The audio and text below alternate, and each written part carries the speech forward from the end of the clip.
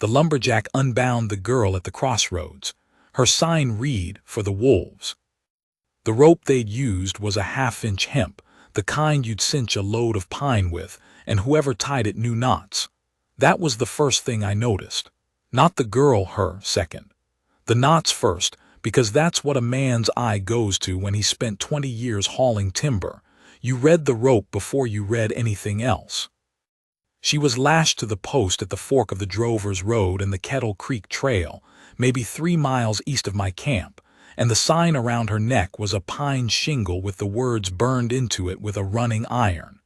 I was close enough to read it before she could see me good. For the wolves, that's what it said. 2 words and a definite purpose.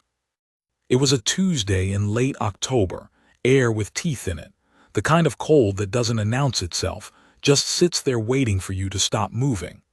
I'd left the big camp at first light to walk the upper line and check the skid roads before the frost made them glass, and I'd come down the long slope the back way, through the scrub pine. She hadn't heard me coming. She was just standing there, arms back, chin down, the way a person stands when they've been standing a long time, and the standing itself has become the whole of existence. I stopped. Not out of fear, not out of any calculation about what was smart. I stopped because of her feet. She had boots on, but the laces on the left one had come loose, and the tongue had flopped sideways, and she couldn't do a thing about it. Her hands were behind the post, and that one untied boot was the most helpless thing I'd ever seen in the territory, and I'd seen considerable helplessness in my time. My name's Walter Cord. I was 43 that fall, 6'2" in my stocking feet, and I'd been running timber in the territory for going on 12 years. Before that, Ohio. Before Ohio, the war, though I don't count those years toward anything. I didn't have a wife. I had an axe I kept sharp enough to shave with, a good horse named Clement I'd owned for 7 years, and a reputation in the camps for being quiet, steady, and hard to rattle.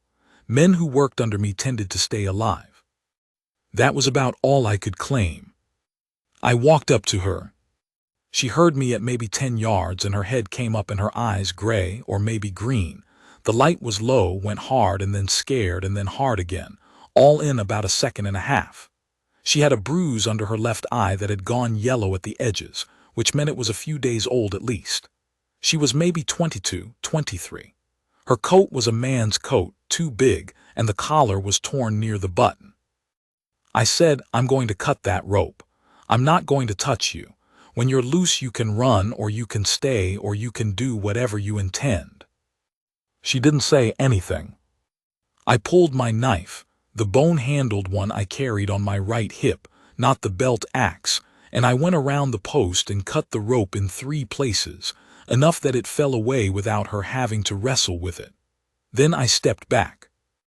She brought her hands around to the front and looked at them for a moment the way people look at their hands after they've been tied, checking if they're still theirs, and then she pulled the sign off over her head and dropped it in the dirt. She didn't look at me. She bent down and laced her boot.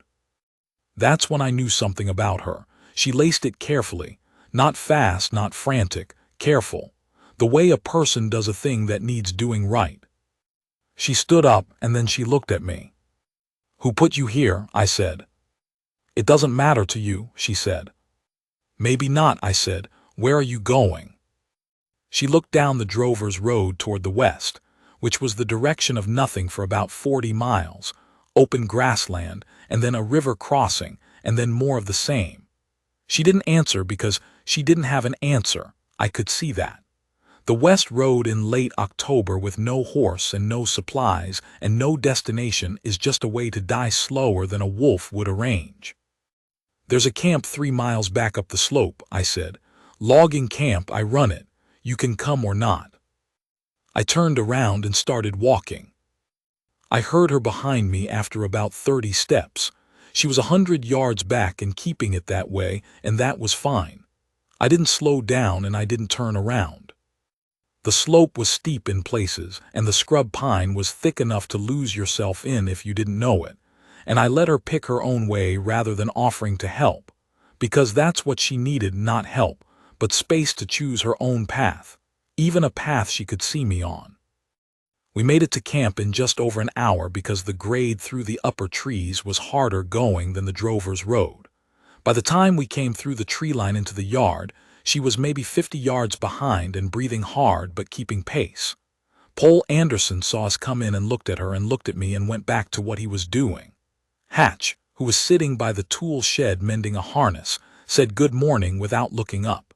That was all. I showed her the cook shack. It was a long, low building with 2 stoves and a wood box, and a row of tin plates on a shelf, and a back room with a cot in it that Cutter had used, that I'd had cleaned out when he left. There was a lantern on the hook. The cot had a wool blanket that wasn't new but was clean.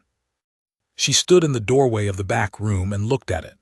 Not gratefully, not like a woman relieved to have shelter, more the way a man looks at a job site before he starts work, taking the measure of what he's got and what he'll need. She said, "Is there water?" I said there was a pump at the side of the shack. She nodded. She went and found the pump and primed it until it ran clear, and then she washed her hands and her face. I stood by the stove and didn't watch. When she came back and she said, "I'll need to know where you keep the stores." I showed her the larder, the flour and salt and dried beans and the side of salt pork hanging from the hook, the cornmeal and the tin of lard. She looked at all of it the way she'd looked at the back room, taking stock. She said, "What time do the men eat in the morning?" I said, "First light." She said, "I'll be ready." That was the first evening. I went back to the camp, had supper with the men, and we didn't talk about her. After supper, I walked past the cook shack and the light was on inside and I could hear her moving around, getting the stove sorted, getting herself oriented to the space. She'd been tied to a post at a crossroads maybe 6 hours before, and she was already getting the stove sorted. I don't know what that says about her, something true. Her name was Nora Fenn. She told me that the second day, when she'd slept one night in the cook's shack and eaten 2 meals and begun to believe nobody was going to do anything to her. She'd come up from Caldwell with a freighter named Dooley who'd promised her work at the Halloran camp, the big one, 10 miles north of mine, where they were running 300 men and had a company store and a boarding house and a cook crew of 8. Dooley had delivered her all right, but not to Halloran. To a man named Burchard who ran a crew of his own, a rough outfit working timber off sections he had no right to, and Burchard had decided she was his particular property. When she'd fought him on that, the sign was the punishment. For the wolves, posted at the crossroads as a lesson to herself, and a warning to the next woman who got ideas about what was hers to decide. She told me this the way you'd read a map to someone, flat, direct, no extras. She sat across from me at the plank table in the cook shack with a tin cup of coffee, and she told it without looking away and without asking me what I thought of it or how I felt hearing it. Just the facts of what had happened, laid out in order, with no appeal for sympathy in any of it. I'd met people who'd been through hard things and needed you to feel it with them, and people who'd been through hard things and needed nobody to feel anything at all, and she was the second kind. I listened. When she was done, I asked 2 questions. I asked if Burchard's camp was north, and she said yes, north and east on the far side of the ridge. I asked if he had a crew working regular or just a rough outfit. She said rough outfit, maybe 14, 15 men, no company affiliation. They were harvesting timber off land they had no right to, and everybody in the area knew it and nobody had done anything about it because Burchard's men were the kind that made addressing them seem like more trouble than the timber was worth. I sat with that a minute. Then I said, "You can stay here and cook if you want. Cutter left last week. I've got nobody in the shack. You'd get a wage." She looked at me a long time, not suspicious exactly but measuring. The way you measure a beam before you notch it. You want to know what you're working with. "Why?" she said. I said, "Because I need a cook and you need a place, and that seems like a fair arrangement." She thought about that. "And Burchard," she said. "You let me handle Burchard," I said. She looked at me for another long moment. Then she said, "I don't know you." I said, "That's right. You'll have to make up your own mind." She made up her mind. She took the job. I want to try to explain what my camp was, because it matters to what happened after. There were 22 men working under me that fall. We were taking timber on a contract from the Lassen Company, good pine, big stands, up in the high elevations where nobody'd touched it yet. The skid roads were mine, built to my spec over 3 years, and the tools were mine, and the men, most of them I'd worked with before, some of them for years. Pole Anderson, who could swing a broadaxe like it weighed nothing and who was about the most reliable man I'd ever known, he'd been with me 6 years. Young Dietz, 19 years old and strong as 2 men, who wrote letters to his mother every Sunday and kept them folded in his breast pocket until we made it down to Kettner to post them. Hatch, who was somewhere between 50 and dead and had been logging since before the war, who could read weather off the bark of a tree and the color of the sky at 5 in the morning, and be right about it 9 times in 10. And a dozen others. You'd find them in camps all over the territory, men who'd come west looking for something or running from something, who'd found that the work of taking down timber suited them because the work didn't ask what you were.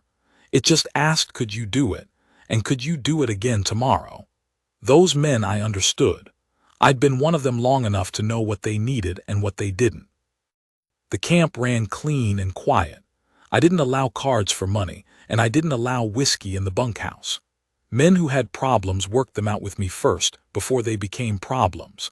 I had one rule that I said out loud once when I first took on a new crew, and then I never said again because it only needed saying once. Do your job and treat the next man right and you'll have no trouble from me.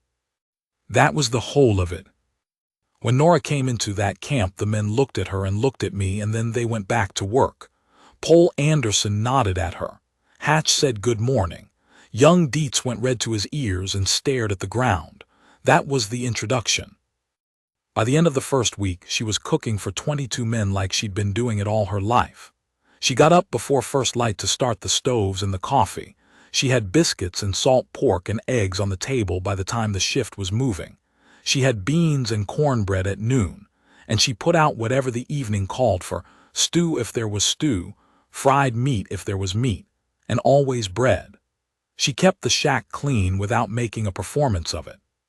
She didn't talk much, not because she was sullen, just because she was attending to the work the way the work deserved. Men who'd been growling about the food for 2 weeks went quiet about it. Dietz ate 3 plates at supper the second night she cooked and then looked embarrassed about it, and she didn't say a word, just refilled the pot on the stove without looking at him.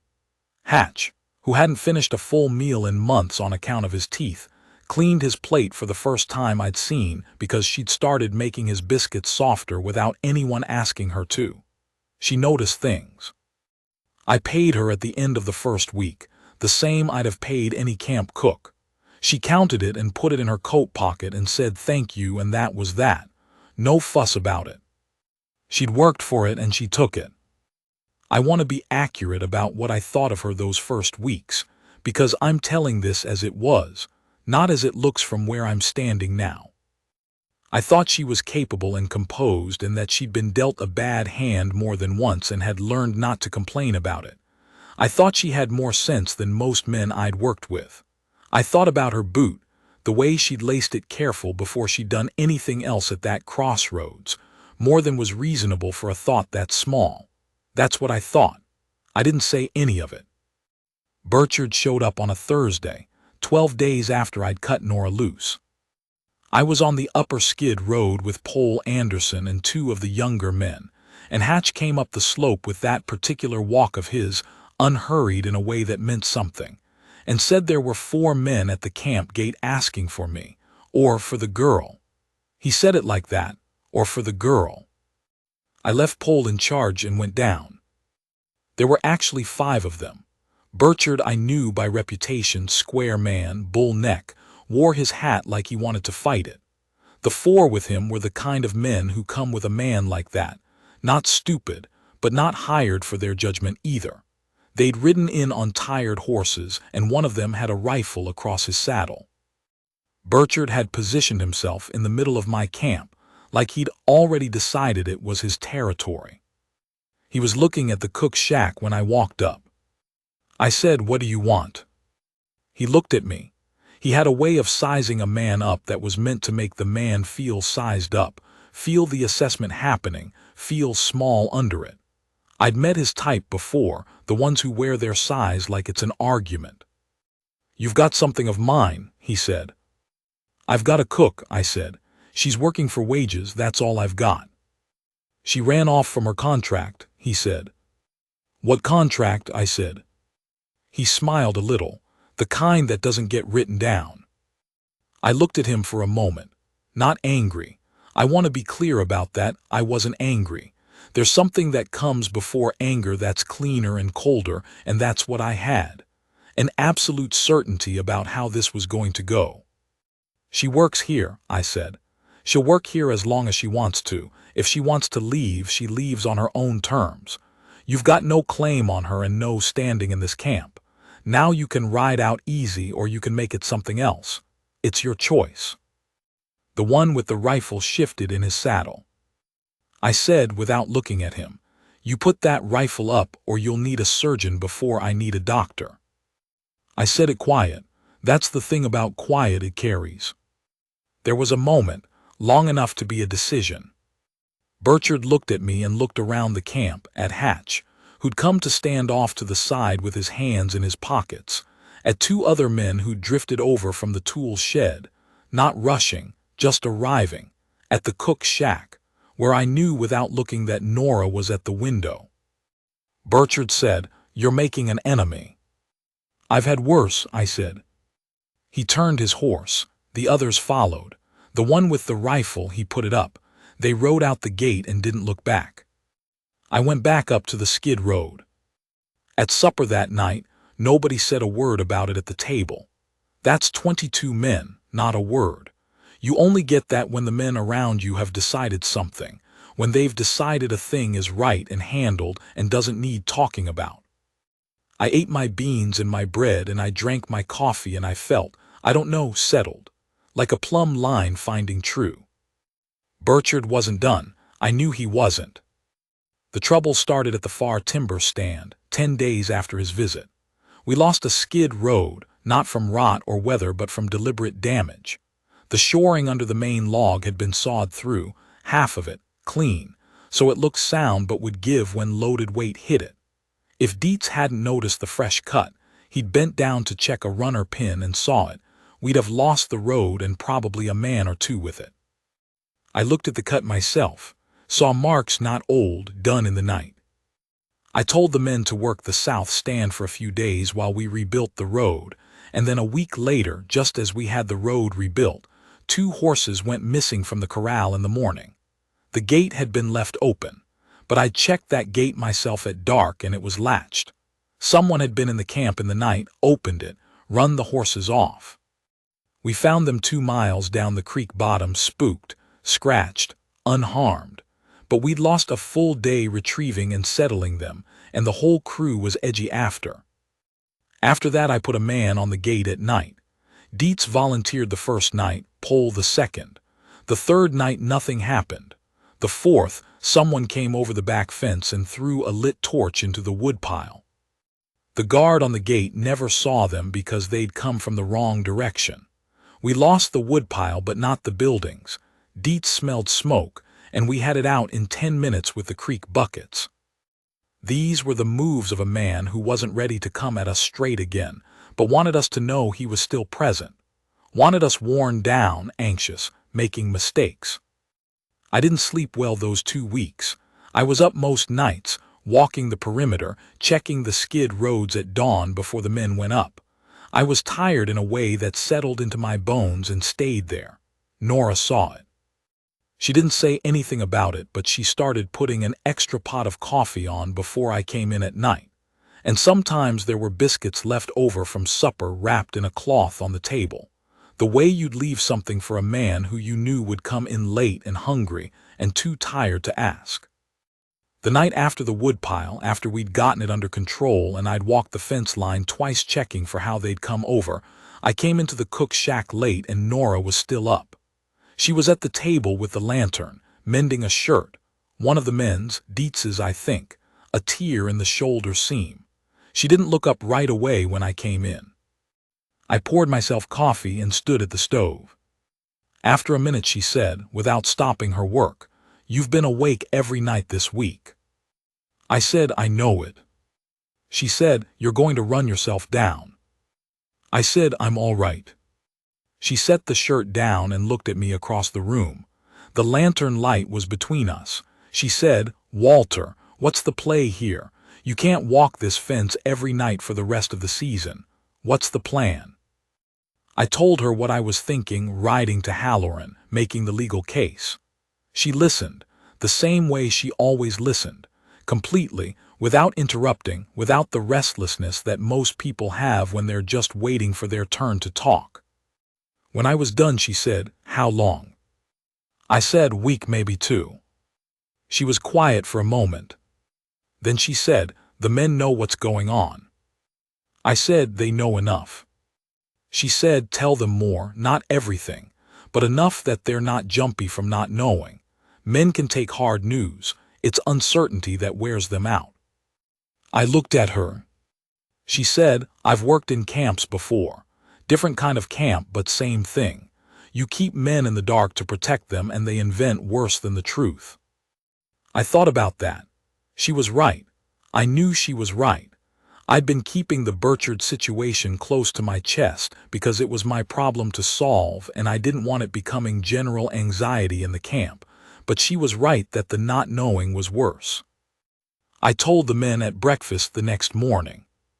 I told them what Burchard was, what he'd done, and what I was going to do about it.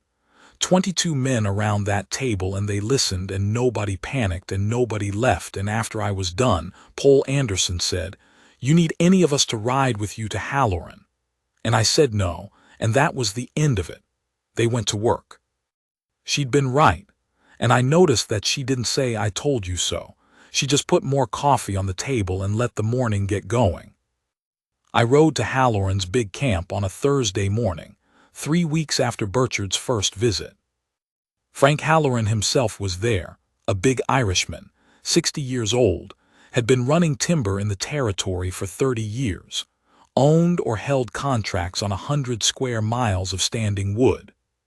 He listened to me in his office, which was a real office with a real desk and a window with glass in it, not a plank table like mine. I told him what Burchard was, what Burchard's men had done to my skid road and my woodpile and my horses, and what Burchard had come to my camp for. I told it straight and didn't editorialize. Halloran was quiet for a while after that. He looked out his window at his camp, which was 3 times mine, busy as a market town in season. Then he said, "Burchard's been taking timber off the north sections. Sections I hold deed to. I've been tolerating it because the cost of moving on him seemed high and the man would run out of timber eventually." He turned back to me. "Tell me what you need." I told him what I needed, which was his legal standing and his reach to the sheriff, because I had neither and he had both. I wasn't too proud to say that. A man who won't ask for what he needs when he needs it isn't being strong, he's being stupid. I rode back to my camp by a different route, the long way around through the creek bottom, and I thought about Nora the whole ride. Not about Burchard, not about the timber or what came next, about her. There's a thing that happens when you live and work next to a person for a few weeks. You start to know them the way you know country you've walked a lot. Not just the shape of it, but the feel of it underfoot. How it behaves in different weather. The steep places and the reliable crossings. Nora didn't waste motion. That's the first thing you'd notice. She moved through a kitchen the way a good axeman moves through a grove. No wasted step. Every motion doing exactly what it needed to do and nothing extra. She remembered what men liked without making a show of it. She noticed things and then she used what she noticed quietly without needing credit for it. And she was funny, in the way that quiet people sometimes are, not jokes, not stories, but a dry word at the right moment that would make 3 men at the table laugh before they even knew why. She did it with a straight face, and then went back to what she was doing, like the humor was just a thing that had passed through on its way somewhere else. I thought about the bruise under her eye, the one that had been yellowing out when I found her. Thought about who'd put it there.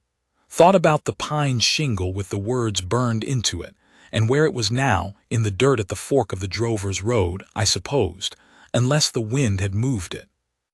I thought about what kind of woman keeps her composure at a crossroads, tied to a post with a sign that said for the wolves, and when she was finally cut loose, laced her boot before she did anything else. I thought about that for about 2 miles, and then I stopped thinking about it because you can think about a thing too much and wear the edge off it. What happened with Burchard took another 3 weeks to resolve itself fully, and I'll compress it because the details aren't the point. Halloran sent 4 of his own men to document the timber cutting on the north sections, which gave him legal standing with chapter and verse. The sheriff came out from Kettner on the strength of that, plus a written account I made of the Skid Road sabotage, and the torch, and the visit to my camp. Burchard's crew scattered when the law showed up, men like that always do, because they know the enterprise is rotten and they've got nothing invested in it but their wages. Burchard himself was arrested and taken to Kettner. I heard later he was convicted of timber theft and breach of peace and criminal intimidation, and sent to the territorial prison for 4 years. I want to be plain that I didn't do this for Nora. I want to be accurate about that. I did it because it needed doing, because a man who will sabotage a skid road and leave a woman tied to a post is a problem that gets worse if you don't attend to it. But I'd be lying if I said it didn't matter that she was the one it had started with. It mattered. I just wasn't in the habit of organizing my thoughts around what mattered and what didn't, because for a long time there'd been nothing that did. The day after the sheriff took Burchard, Nora came and found me at the tool shed in the late afternoon. The light that time of year, that time of day, comes in low and flat, everything gold and stretched out long across the ground. I was sharpening axes. We had 6 that needed work, and I'd been going through them since midday, the kind of repetitive, careful task that a man can get lost in when he's tired. She stood in the door for a moment, and then came in and sat on the log bench we kept for fitting handles. I kept working, file on steel, the rhythm of it. She said, "I know you went to Halloran." I said, "Hatch told you." She said, "Hatch tells me things." A pause. "He said you rode up there yourself and told Halloran what was what and asked for his help with the law." I said Halloran had reasons of his own. It wasn't charity. She said, "Walter." I looked up. She didn't use my first name often. She used it carefully, same way she used most things. She said, "I know what you did." I said, "I protected my camp and my skid roads." She looked at me with a level steadiness that I had learned by then was her particular and truest expression, not hard, not soft, but present, completely present, like she was standing in the same place as what she was looking at, with no glass between her and it. She said, "Yes, and me. You protected me too." I didn't say anything. I went back to the file. She didn't go anywhere.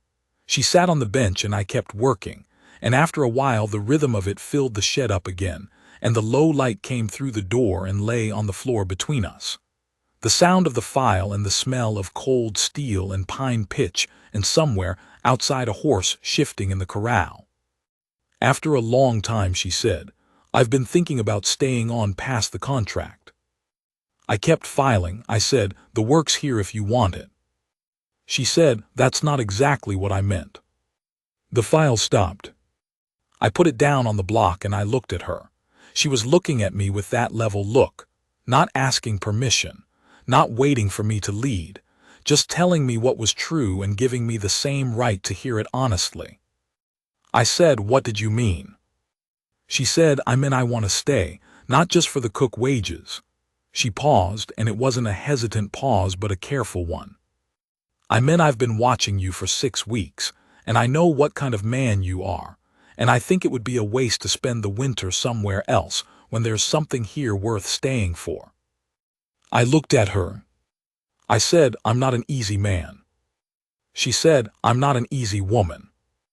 I said, "I've been on my own a long time. I don't know if I know how to do different." She said, "Then we'll both have to learn."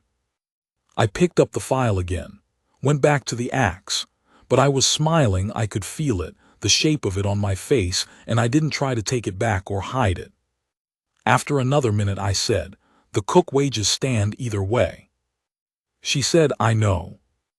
And she stayed on the bench while I finished the last 3 axes, and the low gold light moved across the floor, and the camp outside went to the sounds of supper coming and men washing up at the pump. And I don't know when exactly it was that I knew this was a real thing. That this woman had looked at everything about me, the work, the quiet, the roughness of how I lived, and had decided I was worth staying for. Not because I'd rescued her. People rescue people for all kinds of reasons, half of them bad. Because she'd watched me and thought about it and chosen me with her whole right mind, the way she laced her boot at that crossroads. Careful, because it needed doing right. The first snow came in November, 2 weeks later. It came overnight, 1.5 feet, soft and without warning, and by morning the camp was white and the pines had their loads and the skid roads were buried. We'd lose 3, maybe 4 days. That was just how it was. The mountain had its schedule and you adjusted to it. I was at the gate in the early morning, just standing in it, looking at the new snow on the high peaks. The cold was real, the kind that sits inside your coat no matter how good your coat is. But there was a particular quiet that a fresh snow brings, a pressed-down silence that the whole world makes when it's under white, and I'd always liked that silence. I'd liked it since I was a young man, and I still liked it now. I heard the cook's shack door behind me. Steps in the new snow, deliberate and unhurried. Then she was beside me, not touching, just beside, the way you stand with someone when you know the standing doesn't need anything added to it. She had 2 cups of coffee. She handed me one.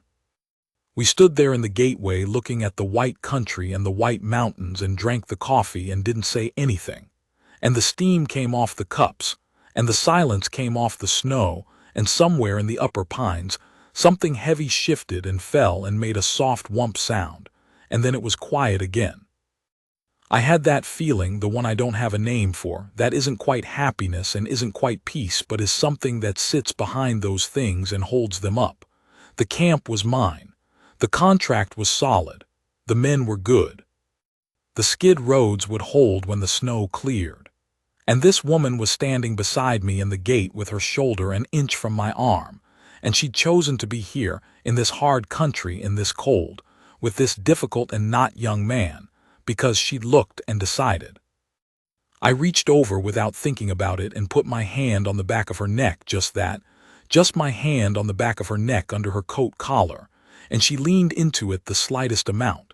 Not a fall, just a lean, the way a person does when they've decided where the solid thing is. We stood like that a while. I'll say a few more things, because I owe the whole story to the telling. That winter was hard, a hard winter even by territory standards. 3 weeks in January where the temperature didn't come above 0, and the upper stands were completely locked. We lost a man to frostbite on one of his feet, not in the camp, but on the trail down to Kettner. Young fella named Briscoe who'd been with me only a month and didn't know yet how to read the cold. He lived but lost 2 toes. I sat with him in the cook's shack for 3 nights in a row when it was worst, and Nora sat with him too, and she made broth that she'd learned from her grandmother, a corn and herb broth that had something in it I couldn't identify, and Briscoe drank it and his color came back, and by the 4th day he was cursing about his boots again, and we knew he was going to be all right. She was like that. Not soft about it, she didn't make a production of the caring, didn't need to be seen doing it. She just did what needed doing and then went back to the next thing. Same with the men in general. By February she knew them all, knew their particular complaints and their particular hungers, and which ones needed a word sometimes, and which ones needed to be left alone. Hatch she'd figured out inside of a week. Liked to talk in the mornings before the day started but didn't want to talk after supper, and she gave him both without making him ask. Young Dietz, she knew, was homesick even if he'd never have said so, and sometimes she'd put a piece of something sweet, dried apple, a bit of hard candy she'd bought from the Kettner store when we'd made a supply run at Dietz's place at the table on Sunday, when the letters to his mother would be getting written. She never said a word about it. He never said a word about it. It just happened. There was a stretch in February, a week of particularly bad cold, when even the cook shack felt like being outside. The wind came off the high peaks and found every gap in the boards, and the stoves couldn't keep up after dark. I found myself spending more time in the cook shack than I strictly needed to, not avoiding the cold, because I'd been cold before and it didn't bother me much, but drawn there the way you're drawn to a place that makes sense when the rest doesn't. She never commented on it. She'd have the stove at its highest and there'd be coffee, and she'd be doing whatever she was doing, mending, planning the next week's stores, writing something in a small notebook she kept in her coat pocket. And I'd sit at the table and drink the coffee, and sometimes we'd talk, and sometimes we wouldn't, and I realized somewhere in the middle of that February, the most comfortable I'd felt in a room with another person since I was very young. I thought about that one night when she'd gone to the back room and I was finishing the last of the coffee alone. Comfortable. I hadn't thought about comfort in years, because you don't think about the absence of a thing until the thing comes back. I'd been cold in a room by myself for so long I'd stopped knowing it was cold. There was a night she asked me about Ohio. I'm not sure what led up to it. We'd been talking about something else, the supply run to Kettner, I think, and then we weren't anymore. She said, "What was it like, where you grew up?" I told her, flat country, a lot of sky, corn, and then more corn. A father who worked hard and said little, same as me. I told her about going to the war at 18 and coming back at 22 to find Ohio smaller than I'd left it. Or maybe I was bigger, and eventually heading west because the west was the direction a man went when he needed room to be whatever size he was. She listened to all of it. She didn't say "I understand" or "that sounds hard" or any of the things people say when they want you to know they were listening. She just said, after a while, "You've been deciding things alone for a long time." I said, "That's about right." She said, "I'm not complaining about it, it shows. The way this camp runs shows it." She paused. "I'm just saying it doesn't have to be the only way." I didn't answer that, but I thought about it for a long time after she'd gone to bed. Paul Anderson told me in February, in that careful way he had, that the camp ran different with her in it. I said, "How do you mean?"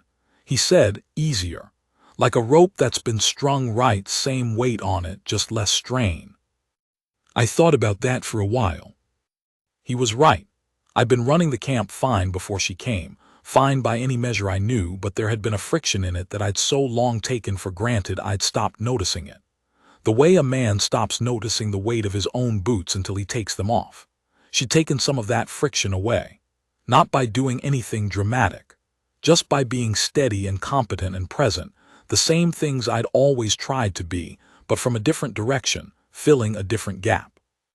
I thought about what it cost her to be that.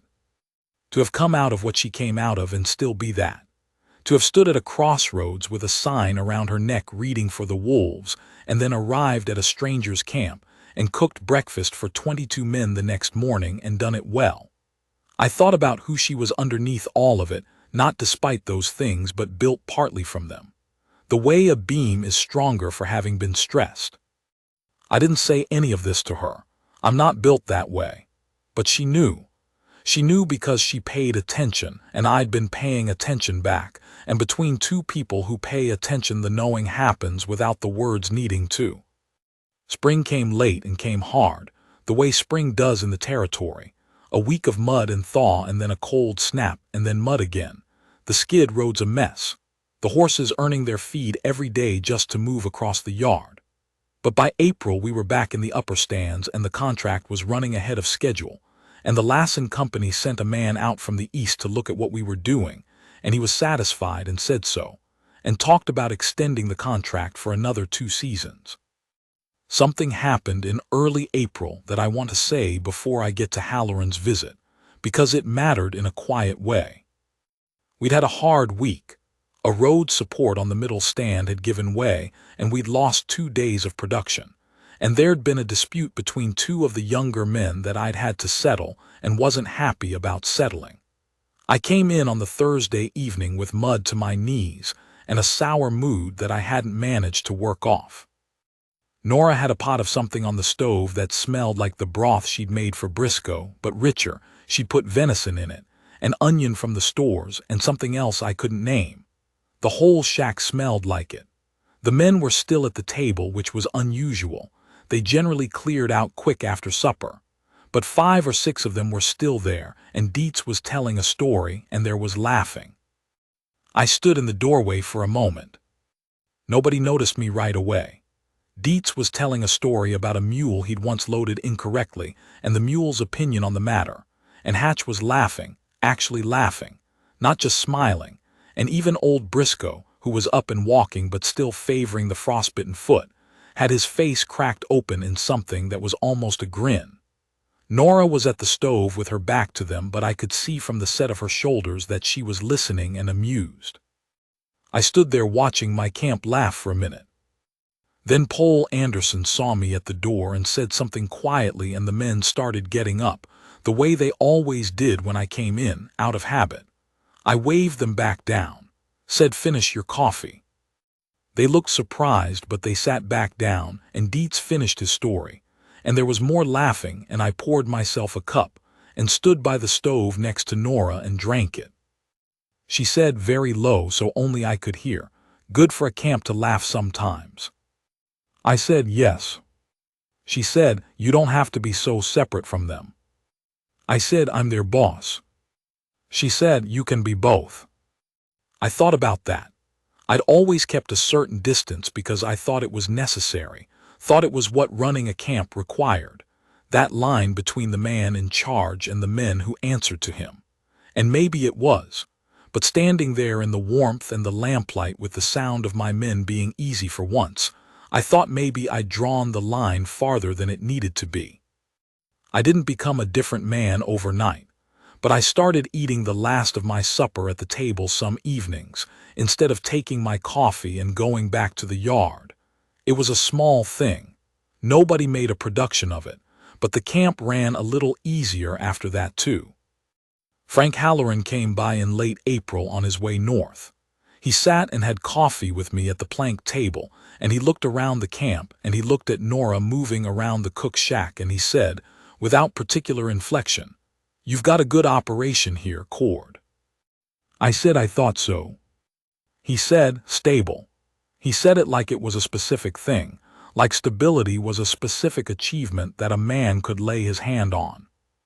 The men know what they're about, and they know what you're about. I said, "They do their jobs and I do mine." He looked at me. Halloran was 60 years old and had seen everything in the territory and had the eyes that went with that. "I heard about the Burchard business," he said. "I know you know I'm the one who made the call to bring the sheriff in, but you're the one who came up there and put it in front of me, laid it out straight, asked for what you needed and not a thing more. A lot of men would have handled it smaller, tried to take care of it themselves and made a mess of it." I said, "Taking care of something and making a mess of it are usually the same thing." He smiled at that. He finished his coffee and put his hat on and said, "If the Lassen contract runs out and you're looking for something bigger, come see me." He rode north. I watched him go. Nora came out of the cook shack and stood next to me. She said, "What did he want?" I said, "To look the place over." She said, "What did he think of it?" I said, "Thought it was stable." She looked at me with that level look. Then she looked out at the camp, the men moving between the sheds and the line and the corrals, the pines on the ridge still showing last snow on their north faces, the skid roads drying out in the April sun, everything doing what it was supposed to do. She said, "He's right." I said, "I suppose." She said, "I mean it. This is a real place, Walter. You built something real here." I didn't know what to say to that, so I didn't say anything. She turned and went back inside. I stood there a while longer in the April sun, with the sounds of the camp around me and the smell of pine pitch and the high mountains still carrying their white. 43 years old, and I'd built something real. A man who'd spent 20 years moving camp to camp, job to job, quiet and alone, and thinking that was just how things were, because nothing had come along to show him different. I'd built a real place. The work was sound. The men were sound. And there was a woman inside that cook shack who'd chosen, clear-eyed and free, to be part of it. I went back to work. I want to finish with one night, because it's the one that stays with me more than the others. It was a night in May. The big cold was gone and the air had that soft spring feeling, not warm exactly but no longer hostile, and I'd been up at the north end of the upper stand late trying to find where a seep had shifted the ground and was threatening a road support. I came down in the last of the light, later than I should have been, and came in through the back of the camp. The cook shack was lit. I could see it through the pines. I stopped at the edge of the trees for a moment just to breathe, the way you do at the end of a long day, giving yourself a moment before the next thing. And I looked at the lit window of that cook shack and I thought, that's mine. Not as a possession. Not the way Burchard thought about things being his. As a belonging. Something I belonged to and that belonged to me, in the way that things belong when they're freely given and honestly kept. I went inside. Nora was at the stove. Supper was past, but she'd kept something back for me, beans with some salt pork in them, and bread, and coffee hot on the side. She didn't make a production of it. She just put it on the table when I came in and then went back to whatever she was doing, cleaning out a pot, I think. I sat down and ate. After a while she said, "Seep was worse than you thought." I said, "Not too bad. Need to shore the north support before the next load comes through." She said, "Dietz can do that." I said, "I know it." She said, "You don't have to do everything yourself." I said, "I know it." She turned around from the stove and she was looking at me with that expression, the level, present, fully there expression, the one that had more in it than any expression I'd known in 43 years. She said, "Do you, though?" I looked at her. She said, "Because you've been running this place like you're alone in it for 12 years, and sometimes I think you forget you're not." I said, "I know I'm not." She said, "I'm just saying." She came to the table and sat down across from me and we were quiet together while I ate, and the lamp made its particular yellow light on the plank walls and the camp outside was still and the spring night was soft at the windows. I could hear, very faint, one of the men on the far side of the bunkhouse picking at a mouth organ. Just a few bars, nothing you could name, and then it stopped. When I was almost done, she put both her hands on the table, not reaching for me, just putting them there, flat on the table, palms down, and she said, "I'm not going anywhere, Walter. I want you to know that. I'm not the kind of person who does things I don't mean. If I said I'm staying, I'm staying." I looked at her hands on the table. I looked at her. I said, "I know." She said, "Do you believe it?" Long pause. Not because I was unsure, because it was a big thing and big things deserve a breath before you say them. "Yes," I said, "I believe it." She nodded once like a thing confirmed, like a joint checked and found sound. She got up and went back to what she was doing. I finished my beans. I drank my coffee. Outside, the spring night was quiet, and somewhere up in the pines an owl was asking its question, and the lamp made its light, and I sat in it for a while before I got up.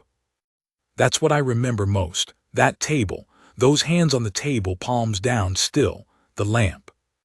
The way she said I'm not going anywhere like it was simply true, and the way I sat there with that truth and felt, at 43 years old and 12 years alone in the high country, like the man I'd always been trying to be, the steady one, the reliable one, the one who did the job and held the line, had been worth becoming. Had finally been seen by someone who had no reason to pretend. That's the whole of it, or the whole of it that can be told. The rest is ours.